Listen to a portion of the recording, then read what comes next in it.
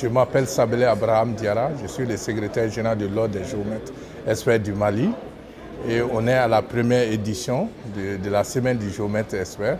Comme c'est la première fois, on a pris 3 à 4 jours pour essayer d'étaler et de présenter le géomètre expert. Et le thème est la sécurisation des droits fonciers essentiels pour stimuler l'investissement, la croissance économique. C'est-à-dire sécuriser le foncier, ça permet aux investissements d'investir dans le pays et de booster l'économie. C'est un peu le thème. Et en tout cas, on aura l'occasion de le développer. Merci beaucoup. Alors, ce thème, qu'est-ce qui a motivé le choix de ce thème? Bon, je sais que vous êtes malien comme moi. Nous savons que le problème foncier au Mali, bon, le problème foncier, c'est le quotidien des Maliens. Et on sait qu'aujourd'hui, vous allez au niveau des tribunaux, je n'ai pas les statistiques, mais la plupart des dossiers au niveau des tribunaux sont le problème foncier qui est là. Donc en matière de ça, c'est une gestion. Et l'ordre des géomètres experts est un acteur principal du foncier. Et malheureusement, c'est un acteur important du foncier qui n'est pas connu. On veut d'une manière donner une image aux géomètres experts, soit l'image est belle, soit l'image est mauvaise. Mais nous, on a l'intérêt à donner la vraie image du géomètre expert, parce que le géomètre expert a été longtemps dans l'ombre, et que les gens ne connaissent pas le rôle du géomètre expert. Donc si le géomètre expert est connu, il pourra faire beaucoup de choses et il y aura moins de problèmes. Les gens pourront venir le consulter et il peut être un moyen de conseiller. Donc c'est pour cela, dans ce sens, qu'on est en train de faire cette journée et essayer de travailler en concert avec tous les partenaires du foncier, que ce soit les domaines, les cadastres, le ministère, ainsi tous ceux qui interviennent dans les cadastres, avec les réformes de l'État, que l'État a eu à faire, plus les communications, l'État, je pense, ça va servir à beaucoup de choses. Alors, il y a quand même à l'occasion des pays invités, le Maroc c'est le pays invité d'honneur. Oui. Qu'est-ce qui a motivé de faire du Maroc ce pays invité d'honneur? Qu'est-ce que vous attendez des autres pays dont les représentants sont là en termes de mutualisation? Oui. Donc vraiment, le Maroc est le pays d'honneur qu'on a décidé d'inviter. Et en plus de l'invitation, je voulais dire que c'est une manière de mettre en place, de mettre en application une convention qu'on a signée en mars 2023 lors du Saba avec le Maroc pour que le Maroc puisse participer. Et au-delà de ça, l'expertise marocaine dans le milieu est beaucoup plus avancée parce que la topographie ou le foncier évolue avec la technologie. Et nous savons que le Royaume du Maroc a une esquive et une édification plus avancée que le Mali. Donc c'est pour partager, avoir les rénovations dans le milieu et les aides. Et surtout, au-delà de partage, ils sont en train de l'aider l'autre. On vient de signer 2 conventions. La première, c'est nous aider à faire la journée. La deuxième, programmer des formations en juin et juillet et août 2023. Et qui va renforcer les géomètres experts, et qui vont aller jusqu'à la formation sur les numériques, les satellites, les drones, les NIDA, qui sont de la nouvelle génération. Et là, ça nous permet de partager. Par exemple, hier soir, on a eu à travailler ensemble, on a partagé les cartes de visite pour essayer de préparer des rencontres physiques, des partenariats entre géomètres experts, entre l'ordre, entre bureau et bureau. Donc on a fait 2 heures, 3 heures hier soir par rapport à ça. Et vraiment, ce que la semaine est en train de dérouler, j'ai envie vraiment que ça soit pérenne dans le temps pour que nous puissions se rencontrer. Par rapport aux autres pays, c'est nos frères. Ils sont tous là, on est en train de partager. Le foncier, il y a chaque particularité. C'est comme on dit le fond de terre. Et les lois qui règlent ce foncier, ça dépend des pays. Je peux vous donner un exemple très simple. Dans le code domanial du foncier du Bénin, le premier qui occupe la terre l'appartient. Lui, il a droit à la terre. Et dans le code domanial foncier du Mali, la terre appartient à l'État. Mais il reconnaît le droit de celui qui l'utilise, l'usufruitier. Donc chaque pays a ses particularités.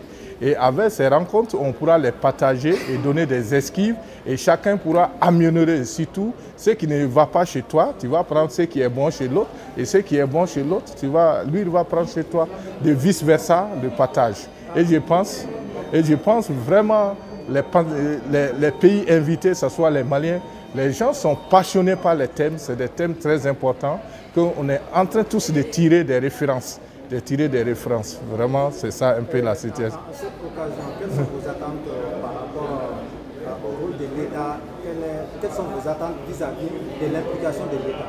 Bon, nos attentes est que l'État puisse vraiment prendre les revendications du métier. C'est tel qu'aujourd'hui, on a notre loi qui est dans les tiroirs de l'État et qui va servir à renforcer le rôle du géomètre expert et à unifier les artères du foncier et qui d'ailleurs, s'ils sont unifiés, il y a moins de dégâts. Parce que il y aura un seul répondant au niveau de l'État.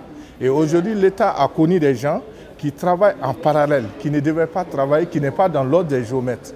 Et nous invitons aussi l'État à nous aider à sanctionner, en nous appuyant pour les sanctions de ceux qui opposent les lois. Et au niveau de l'ordre, avec cette formation, et ça va nous permettre à être des hommes plus rigoureux, à observer nos lois et règlements et le code de déontologie.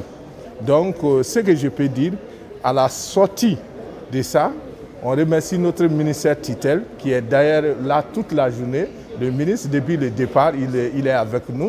Que ce soit les visites sur le Premier ministre, les stands, il est là, il est actuellement en salle en train de le suivre. Donc je pense que l'État est en train de nous suivre.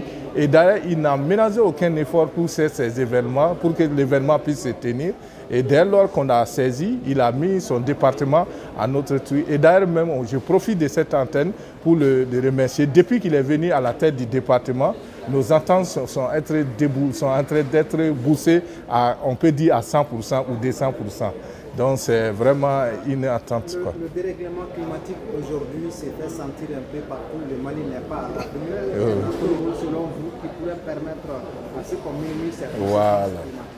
C'est que je vous remercie pour cette question. D'ailleurs, étant un ingénieur topo, j'ai un master aussi en environnement et en développement durable, et en planification et en gestion de l'aménagement du territoire. Donc on dit que le réchauffement climatique, une fois on a suivi une réunion au niveau de l'ENI, où on disait que c'est une matière qu'on devait mettre dans un département. Ça dit ça devait être un département. On a dit que ça ne doit pas être un département. Chaque département doit s'attacher au réchauffement climatique dans son domaine. De là, je vois que le géomètre expert doit être un acteur de l'éviter le réchauffement climatique. Au-delà de tout, c'est le géomètre expert qui donne le niveau des eaux pour éviter le réchauffement climatique. Par exemple, il y a eu les tsunamis dans les pays comme l'Inde et ainsi de suite. Donc le niveau de l'eau est donné par le géomètre expert et le matériel qui permet de connaître les sismismes, les trucs, peut être analysé par un géomètre expert. Et aussi, le géomètre expert peut être à l'aide d'éviter la coupe abusive du bois. Par exemple, quand on doit faire une route, le géomètre expert peut faire le lever des différentes arbres et éviter la coupe. Et quand le plan est bien fait, on évite les coupes des arbres abusifs et on coupe seulement les arbres qui vont faire partie où la route, ça peut éviter. Et au-delà de ça, la conservation des terres. Et quand le plan est bien respecté, on évite. Et surtout dans la population, par l'implantation des arbres. C'est le géomètre expert qui donne l'intervalle entre les arbres, la distance, et ça permet d'être en accord avec les eaux de forêt. Donc je peux parler, le géomètre expert est un acteur du réchauffement climatique. Et au-delà de ça, on peut jouer un rôle de conseiller dans nos familles, dans la cité et partout où nous voulons quoi. De géomètre expert internat. Et ce que je veux dire, le réchauffement climatique, ça ne doit pas être une matière. Ce ne doit pas être une matière pour un spécialiste. Ça doit être une matière de chacun dans son domaine. Que ce soit le ménager dans sa famille, que ce soit le paysan dans son champ, que ce soit le géomètre expert derrière son arbre. On est tous responsables du réchauffement climatique. Et les déchets qu'on jette, les fumées qu'on lance, l'entretien des fumées et la non-application des lois de l'environnement permet de dégrader la couche ozosphérique qui est l'eau de troposphère. Et quand elle est dégagée, la chaleur va venir.